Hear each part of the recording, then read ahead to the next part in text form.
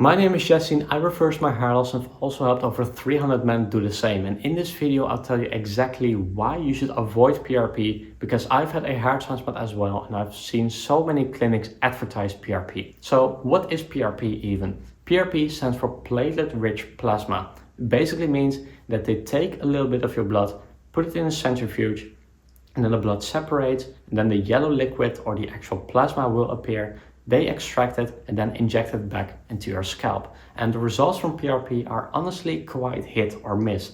Maybe you respond very well to it, or maybe you don't respond at all to it. The problem with PRP is that it's very expensive to do, and you also need to have it done regularly. For example, if one session costs you 300 bucks and you have it done 4 times a year, well, that's a subscription of basically 1,200 bucks per year. Many clinics out there advertise PRP for like a year or 2 years, and it may look like an absolute deal. Like, hey, if I get it done here, I will save $1,000 or $2,000 on PRP sessions. So you agree to get the hair transplant done, you agree to get the PRP done, and then you go through the entire journey of recovery, and then a year later you come back to the clinic, everything looks absolutely amazing.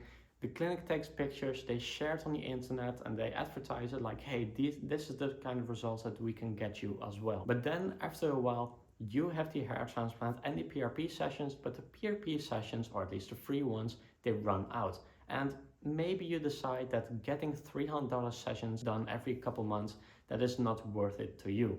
And so you stop the PRP, but the downside is that you responded amazingly well to the PRP sessions. And so when you quit the PRP sessions, your results from the PRP will actually go away.